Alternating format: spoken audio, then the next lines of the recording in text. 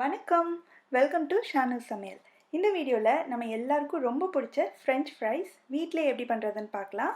சின்ன சின்ன டிப்ஸ் எல்லாம் கரெக்டாக ஃபாலோ பண்ணோம்னா நம்மளுக்கு கடையில் வாங்குற மாதிரியே ஃப்ரெஞ்ச் ஃப்ரைஸ் வீட்டிலேயே பண்ண முடியும். செய்ய ஸ்டார்ட் பண்ணலாம்.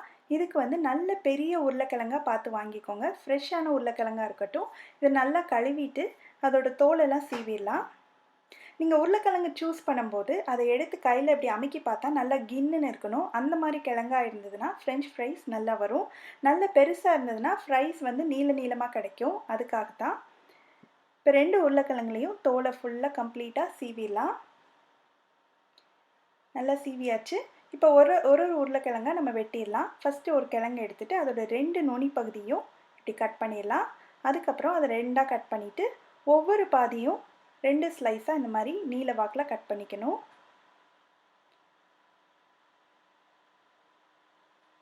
இதை நல்ல நீல நீல துண்டுகளாக வெட்டிக்கலாம்.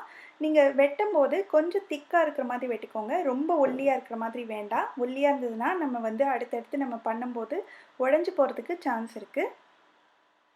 எல்லாமே ஒரே அளவாக இருக்கிற மாதிரி வெட்டிக்கோங்க. இந்த அளவு திக்னஸில் இருக்கணும். இப்போ இது எல்லாத்தையும் நம்ம ஒரு பவுலில் சேர்த்துடலாம். இது கூட நல்லா 2-3 தடவை சில்லுன்னு இருக்கிற தண்ணியை ஊற்றி நல்லா கழுவிடணும்.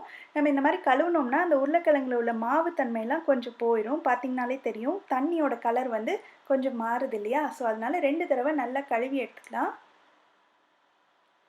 நல்லா கழுவியாச்சு. இப்போது இதில் நல்ல சில்லுன்னு இருக்கிற தண்ணியை ஊற்றி இது முங்குற அளவுக்கு வச்சுட்டு இதை ஒரு அரை மணி நேரம் நம்ம ஃப்ரிட்ஜில் வச்சு எடுக்க போகிறோம். இந்த மாதிரி எடுத்தோம்னா உருளைக்கிழங்கு நல்ல ஸ்டிஃபாக நம்மளுக்கு ஃப்ரைஸ் சூப்பராக வரும்.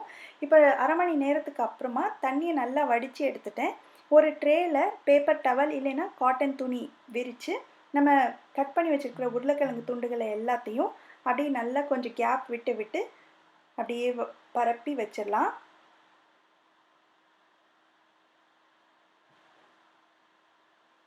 இந்த ஸ்டெப் ரொம்ப முக்கியம். இப்போ நல்லா எல்லா உருளைக்கிழங்கையும் பரப்பியாச்சு. இது மேலே ஒரு சுத்தமான காட்டன் துணி இல்லாட்டி பேப்பர் டவலை வச்சு நல்லா அப்படி ஒத்தி ஒத்தி எடுத்துட்டிங்கன்னா அதில் உள்ள தண்ணியெல்லாம் நல்லா உறிஞ்சிக்கும்.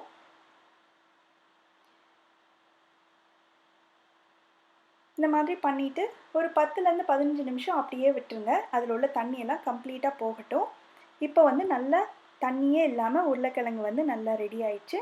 இப்போ எண்ணெயை தேவையான அளவு கடாயில் ஊற்றி சூடு பண்ணியிருக்கேன். எவ்வளோ சூடாக இருக்கணும்னா மிதமான சூட்டில் தான் எண்ணெய் இருக்கணும் ஃபஸ்ட்டு ஃப்ரை பண்ணும்போது. இதில் நம்ம கொஞ்சம் ஃப்ரைஸ் எடுத்து போட்டுக்கலாம். எல்லாத்தையும் ஒரே டயத்தில் போட்டுறாதீங்க.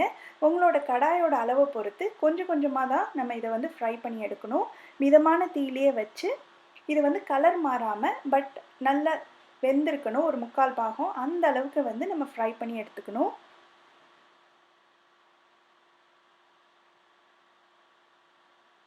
இப்போ பார்த்திங்கனாலே உங்களுக்கு தெரியும் உருளைக்கிழங்கு கலர் மாறவே இல்லை, ஆனால் நல்லாவே வெந்திருக்கு. இப்போ இந்த ஸ்டேஜில் எண்ணெயை நல்லா வடித்து வெளியில் எடுத்துடலாம். இதே மாதிரியே நம்ம வெட்டி வச்சுருக்கிற உருளைக்கிழங்கு எல்லாத்தையும் கொஞ்சம் கொஞ்சமாக போட்டு இந்த அளவுக்கு கலர் மாறாமல் ஓரளவுக்கு வெந்திருக்கணும். அந்த ஸ்டேஜ் வரைக்கும் எடுத்துடலாம். இப்போ எல்லாத்தையும் எடுத்துட்டேன். அடுத்து ஸ்டவ்வோட தீயை நல்லா கூட்டி வச்சுக்கணும். எண்ணெயும் நல்லா காஞ்சிருக்கணும். அந்த ஸ்டேஜில் நம்ம ஏற்கனவே ஃபஸ்ட்டு தடவை ஃப்ரை பண்ணி எடுத்துக்கோம் இல்லையா, அந்த உருளைக்கிழங்கை கொஞ்சம் கொஞ்சமாக போட்டு நல்லா ஃப்ரை பண்ணணும். இந்த மாதிரி டபுள் டைம் ஃப்ரை பண்ணோம்னா நம்மளுக்கு ஃப்ரெஞ்ச் ஃப்ரைஸ் ரொம்ப சூப்பராக கிறிஸ்பியாக கிடைக்கும். இப்போ இந்த செகண்ட் டைம் ஃப்ரை பண்ணும்போது உருளைக்கிழங்கோட கலர் நல்ல கோல்டன் ப்ரௌன் ஆகிற வரைக்கும் நம்ம ஃப்ரை பண்ணிக்கணும். இதையுமே கொஞ்சம் கொஞ்சமாக போட்டு ஃப்ரை பண்ணுங்கள். அப்போ தான் எல்லாமே ஒன்று போல் நல்லா வேகும். பாருங்கள், கலர் சூப்பராக கோல்டன் ப்ரௌனாக வந்திருக்கு. இப்போ எண்ணெயை நல்லா வடித்து எடுத்துடலாம். இதே மாதிரி எல்லா ஃப்ரெஞ்ச் ஃப்ரைஸையும் செகண்ட் டைம் போட்டு நல்ல கோல்டன் ப்ரௌன் ஆகிற வரைக்கும் ஃப்ரை பண்ணி எடுத்துடணும். செகண்ட் டைம் ஃப்ரை பண்ணும்போது எண்ணெயோட சூடு நல்லா அதிகமாக இருக்கணும். அப்போ தான் நல்லா கிறிஸ்பியாக வரும். இப்போ இது எல்லாத்தையும் ஒரு பவுலில் சேர்த்துட்டு அது சூடாக இருக்கும்போதே தேவையான அளவு உப்பு, தேவையான அளவு மிளகுத்தூள், இது ரெண்டையும் சேர்த்து இது நல்லா கலந்துடலாம். இந்த ஃப்ரெஞ்ச் ஃப்ரைஸ் சூடாக சாப்பிடும்போது தான் ரொம்ப நல்லாயிருக்கும்.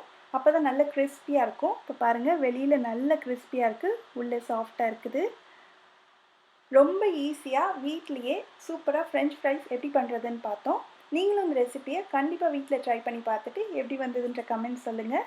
இதே மாதிரி நிறைய வீடியோஸ் பார்க்கணுன்னா இந்த சேனலுக்கு சப்ஸ்கிரைப் பண்ணுங்கள். ஷானு சமையல், எளிய முறையில் இனிய சுவையில். நன்றி.